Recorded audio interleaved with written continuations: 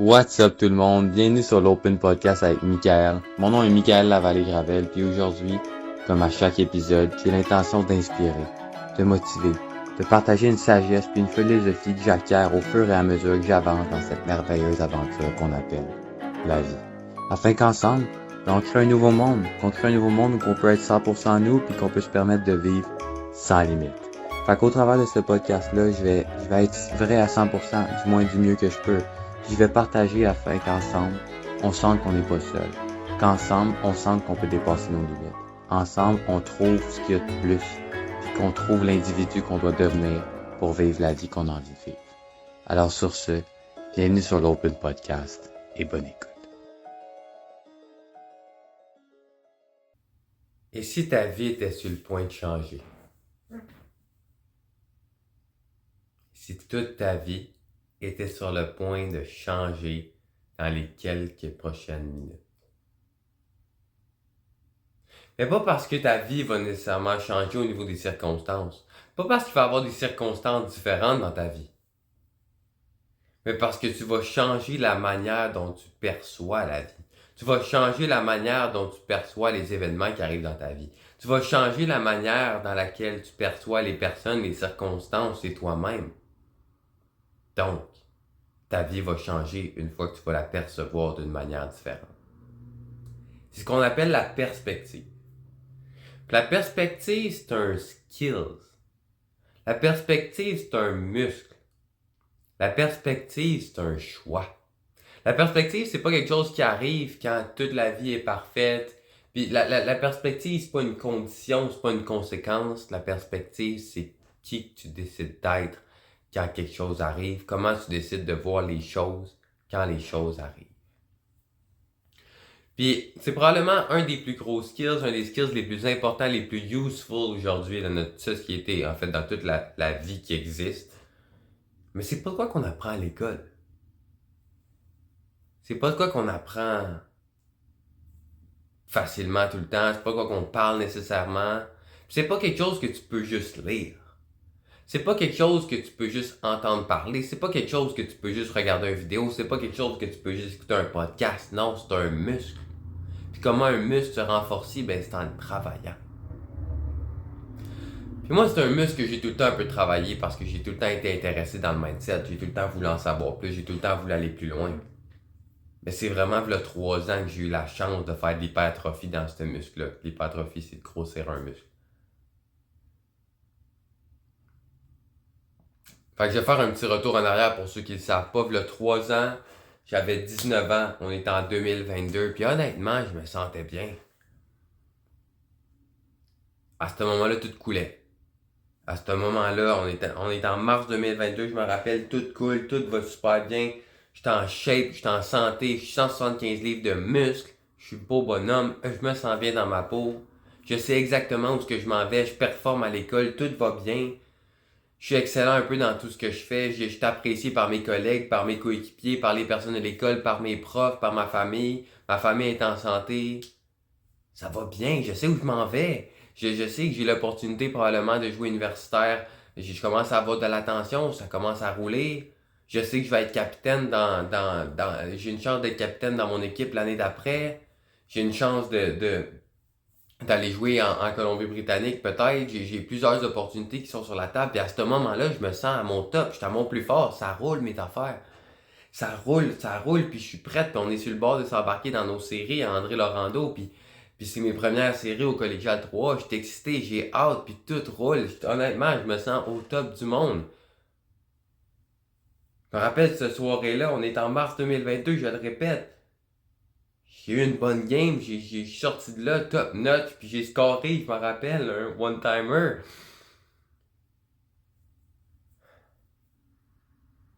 Mais le lendemain, toute ma vie a changé. Le lendemain, je me suis réveillé plus capable de manger. Puis juste me lever pour aller à la toilette ou aller sur le divan était un esprit de tâche compliqué. C'était tout qu'un challenge. À ce moment-là, je pensais que c'était juste une gastro. À ce moment-là, c'était peut-être juste un flux. Puis on était dans les séries. On s'en allait dans les séries. Fait que c'était pas le temps d'arrêter. C'était pas le temps de se poser plus de questions. C'était pas le temps d'aller à l'hôpital. Mais à ce moment-là, je savais pas que dans un très peu de temps, j'avais attrapé une mononucléose puis la COVID. Je sais pas si je peux prononcer. La mono puis la COVID-19. Puis ça a mis mon système à terre. Mais je pouvais pas m'arrêter là. Mais à ce moment-là, je le savais pas, mais mon âme était prête pour un shift. Ma version de moi-même était prête pour un shift. La vie voulait me faire changer quelque chose. Mais j'étais pas prête. C'était pas le bon moment, mais je vous le dis, la vie va pas tout le temps attendre le bon moment pour te faire changer. La vie va pas attendre que tu sois prête. La vie va pas tout le temps attendre que tu lui donnes le go. La vie va pas attendre tout le temps que tu fasses comme tout est parfait là, je suis prête à changer. Non, parce que quand tu es prête à changer, quand c'est le moment de changer, tu changes. Puis la vie va tout le temps te mettre des circonstances. La vie va tout le temps mettre des situations. Ton âme a choisi des situations pour grandir. Mais qui tu deviens dans ces circonstances-là n'en tient qu'à toi. Fait qu'à ce moment-là, j'étais prête à un niveau plus profond, d'avoir un shift. Mais dans ma tête, j'étais pas prête. J'étais pas prête, fait que j'ai pas été à l'hôpital. J'étais pas prête, fait que je me suis battu. J'étais pas prête parce que j'ai considéré ça comme de quoi de pas correct, qu'il fallait que j'overcome, qu'il fallait que je batte, qu'il fallait que je passe dessus. Fait que qu'est-ce que j'ai fait pendant mes séries? J'ai passé par-dessus. Heureusement, jamais j'aurais cru dire ça de ma vie, mais heureusement qu'on s'est fait éliminer en première ronde. Puis que les séries ont juste duré 2 semaines, parce qu'en temps de 2 semaines, j'ai perdu une quinzaine de livres parce que je me nourrissais aux galettes de riz, puis j'étais à terre. À ce moment-là, ça pouvait pas arriver.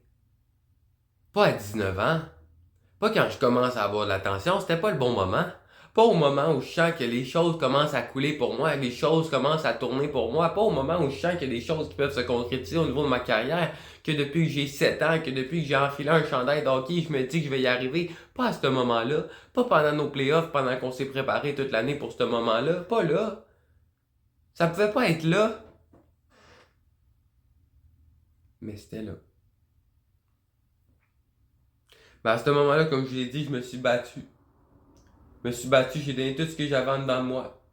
Tout ce que j'avais en dedans de moi. Puis le monde à l'extérieur ne pouvait pas savoir comment je souffrais. Le monde à l'extérieur ne pouvait pas savoir c'était quoi mon quotidien. Le monde à l'extérieur ne pouvait pas savoir comment j'arrivais pas à manger, comment j'étais épuisé, comment juste me lever, c'était une tâche, comment j'étais confus dans ma tête, brain fog, je voyais pas clair, je pensais plus clair, je bandais plus, je dormais pas bien. Le monde ne pouvait pas voir ça. Moi, je le savais. Mais j'ai tout donné.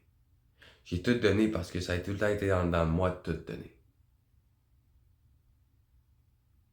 J'ai travaillé, j'ai poussé jusqu'à temps qu'à un moment je sois plus capable de pousser. Fast forward l'année d'après, on est en novembre, décembre, je me rappelle plus. Me rappelle plus des dates, c'est flou, mais dans le fond, j'ai continué de me battre, j'ai continué de résister à ce que la vie me présentait, puis j'ai continué d'essayer de revenir au jeu, puis j'ai tout essayé pour revenir au jeu, puis pour revenir à une vie normale, mais ma santé voulait pas. Il y avait de quoi en moi qui se passait pas, puis il n'y a pas un médecin qui était capable de mettre ce qui m'arrivait, mais j'ai continué, puis j'essayais, puis j'ai tout essayé, un jeûne, une diète, tout. Jusqu'à temps qu'un moment donné, je suis sur mon lit d'hôpital pendant mon hospitalisation pendant 5 jours, puis que je vais tomber tellement bas puis que ça fasse tellement mal que je suis obligé de lâcher prise. Que je vais tomber tellement bas puis que ça fasse tellement mal que je devais changer quelque chose. Puis dans les mêmes temps, je me rappelle, j'écoutais un podcast. Dans les mêmes temps puis j'étais dans mon auto puis je pleurais parce que j'étais au bout du bout puis je voyais pas le bout du bout puis je savais pas où je m'en allais puis je savais pas où tout ça s'en allait puis je savais pas comment ça allait finir. Dans le podcast, c'est un podcast avec Garen Jones. Puis dans ce podcast-là, un moment donné, il dit une phrase. Change your mindset, change your life. Change ta mentalité, change ta vie. La phrase, elle dit pas attends que ta vie soit parfaite puis là tu vas pouvoir changer. La phrase, elle dit pas attends que toutes les circonstances se passent comme tu veux puis là tu changeras.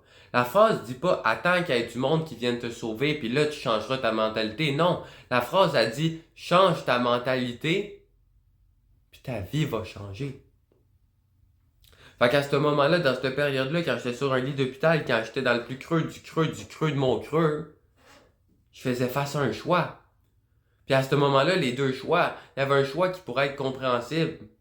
Parce que ce que j'ai vécu, je le souhaite pas à personne, puis c'est pas pour me victimiser, mais dans la mesure où je souffrais tellement que ça pourrait être comprenable d'un point de vue humain de dire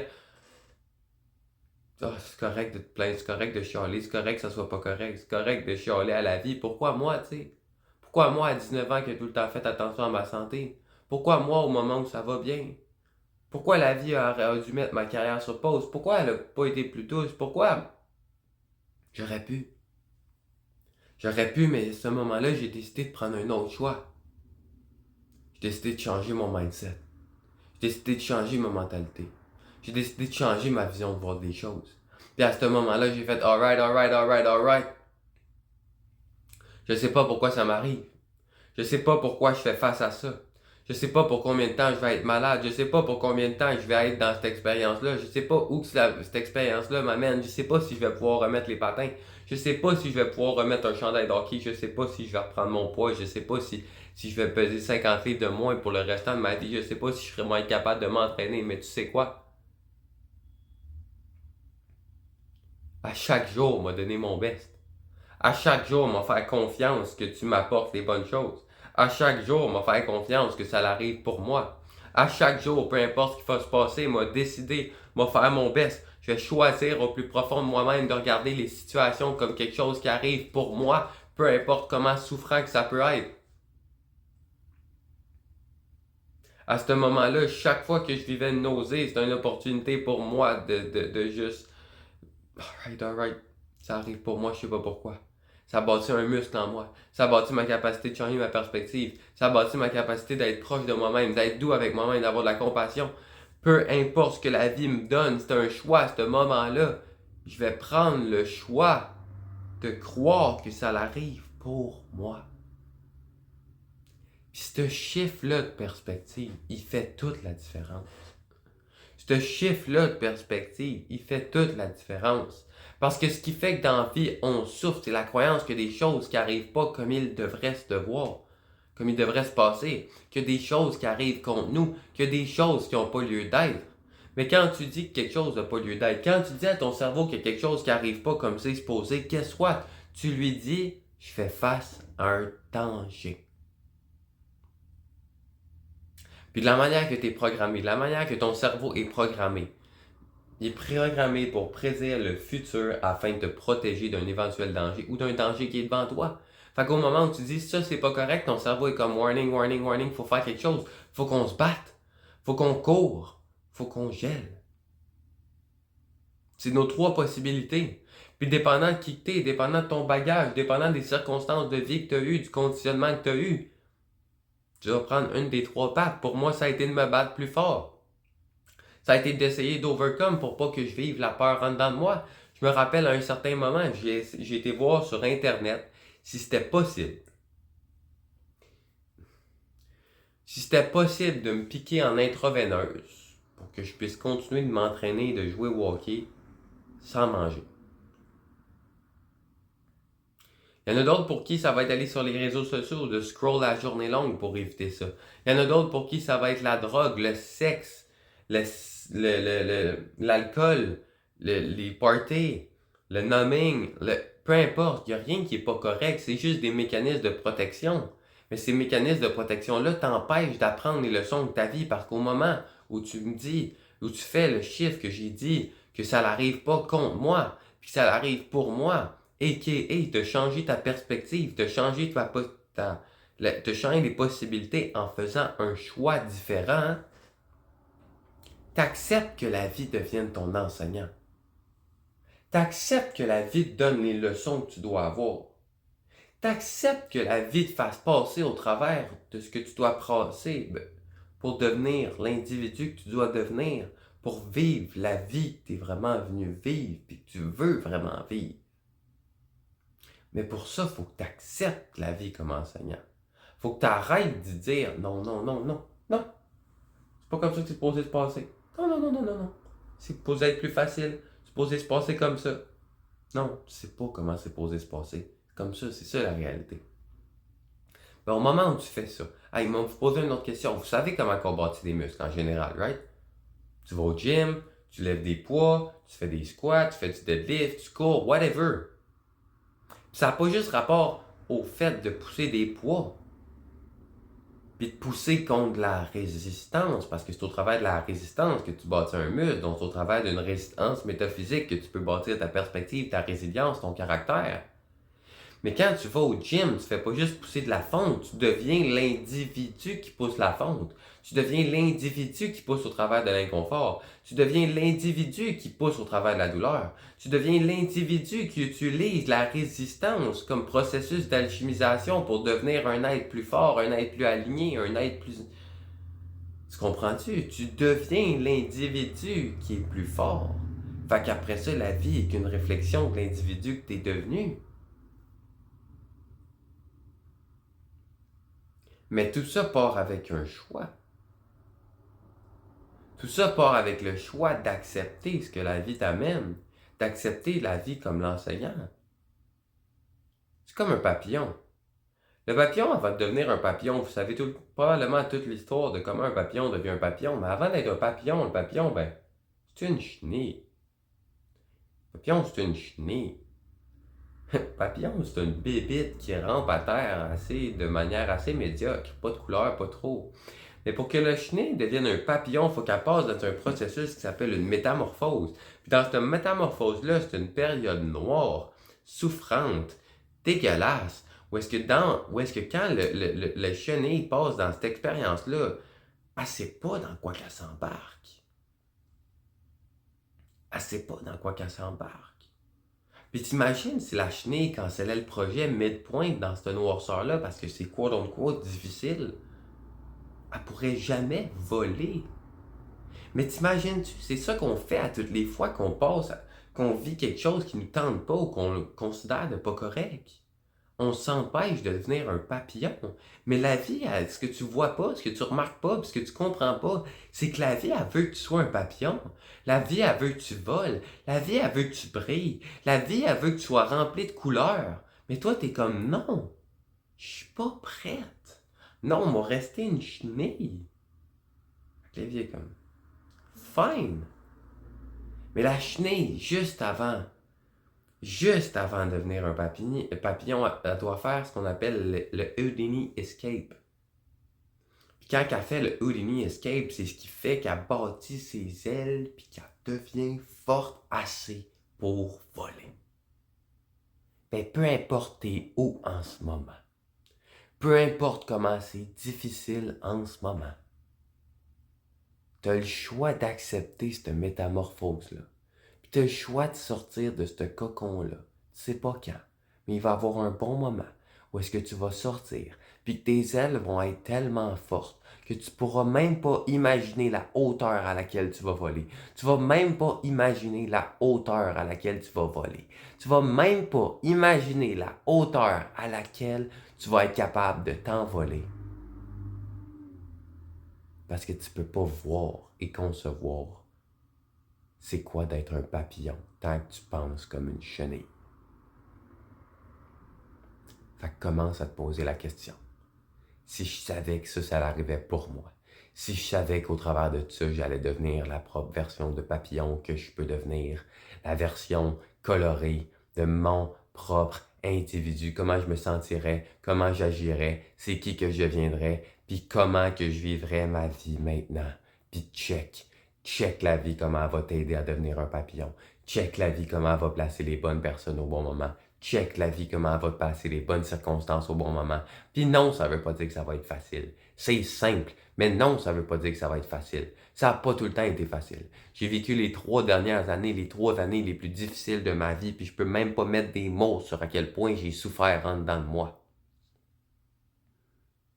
Mais quand je sais, parce que je le sais avec ces yeux-là, je le sais avec la perspective d'une conscience plus loin, que ça m'amène exactement vers où que je veux être. Ça m'amène vraiment à devenir l'individu que je veux devenir. Ben, je lâche prise sur la période de métamorphose qui fait mal. Puis je surrender, je m'abandonne et je fais confiance à ce processus-là qui va faire de moi Un papillon. Fait que je t'invite à devenir un papillon. C'est entre tes mains, by the way. C'est toujours entre tes mains. Merci. Merci pour de vrai d'être resté jusqu'à la fin. Merci de t'être rendu ce service-là. J'espère vraiment qu'aujourd'hui j'ai pu faire une différence dans ta vie. J'espère que j'ai peut-être pu t'inspirer, te motiver. Peut-être que ce que j'ai partagé a fait un impact en toi. J'espère que je vais faire une petite différence dans le reste de ta vie puis qu'aujourd'hui tu finis la journée avec un petit spark de plus dans ton cœur. Si tu as envie de collaborer, si tu as envie d'avoir plus d'informations sur du coaching de groupe, du speaking, mon cours en ligne, peu importe, tous les liens sont ci-dessous. Puis je t'invite à me partager ton feedback, à me donner des commentaires, à partager si tu le ressens vraiment, ça peut faire la différence dans la vie de quelqu'un. Puis sur ce, je te souhaite une merveilleuse journée. Que la paix, l'amour et la liberté remplissent ton cœur et ceux de tes proches.